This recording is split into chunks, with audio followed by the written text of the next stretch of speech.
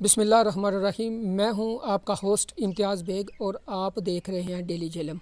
नाजरीन, इस वक्त मैं गुजरात की तहसील सराय आलमगीर में मौजूद हूं, जहां पर मेरे साथ गुल रहमान मौजूद हैं।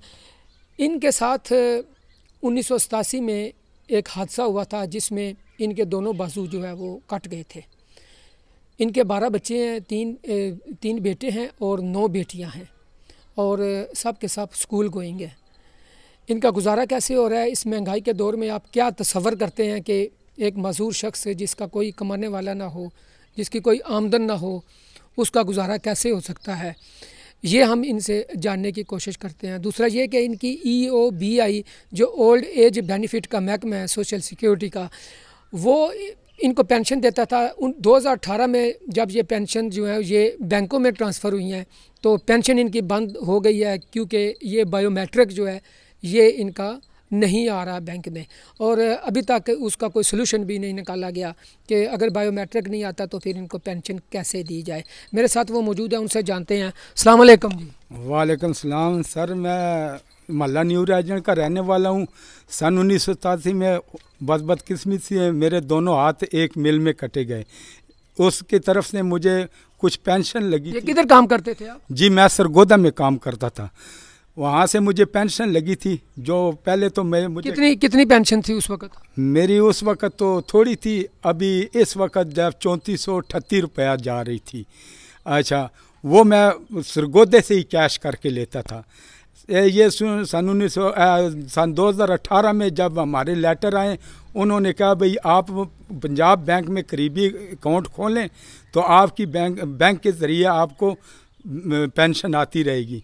तो हमने जनाब पंजाब बैंक सराय आलमगीर में अकाउंट खुलवाया, तो जो तकरीबन 3.5 साल चलता रहा। अचानक को मेरा अकाउंट ब्लॉक हो गया, जिसकी वजह से जब पूछा गया तो उन्होंने कहा भाई आपका बायोमेट्रिक नहीं हो सकता, आपके दोनों हाथ नहीं है, तो आपका लिहाजा अकाउंट नहीं खुल सकता। तो मैंने बड़ी कोशिश की, अदालत में गया, अदालत में रोना रहा। मैंने गार्डियन की कोशिश की कि मेरी बीवी या मेरे साथ गार्डियन हो जाए, लेकिन मुझे ये मुआवजा मिलता रहे, लेकिन उस तरफ से भी नाउमीदी नज़र आई। अच्छा, ये बताइएगा कि इतने थोड़े पैसे हैं और अभी आपका गुजारा कैसे हो रहा है?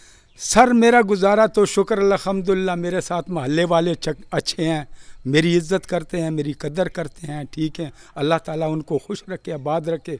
बाज़ार में जाता हूँ, मस्जिद में जाता हूँ, जिधर भी जाता हूँ, जो होते हैं मेरा हिस्सा करते रहते हैं। मेरा इस तरीके से गुजारा होता है। लिहाजा मैं शदीद गरीब इंसान हूँ। मेरा कोई माली कोई ज़रिया नहीं है, कोई कारोबार नहीं है, कोई आमदनी नहीं है। बस अल्लाह ताला है।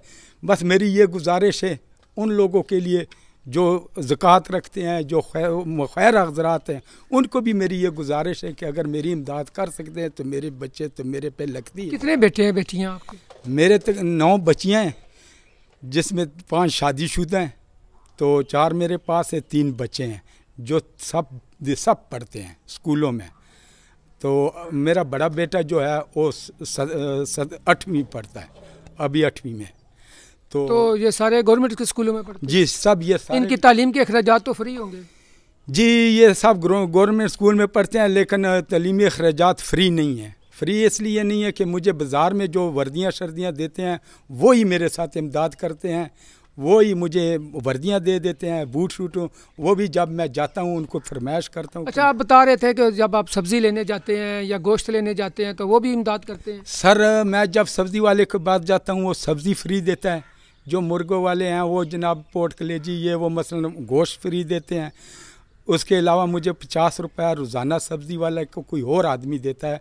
उसने उसको बोला था कि खान साहब पैदल आते हैं, तो उसने कहा कि आप 50 रुपया रोज़ाना इसको। इतनी दूर यहाँ से आप सराय आलमगीर बाज़ार में पैदल जाते हैं? मैं पैदल जाता था, पैदल ही आता था।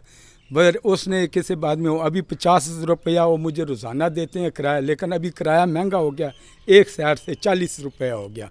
मैं फिर भी पैदल जाता हूँ और आता हूँ।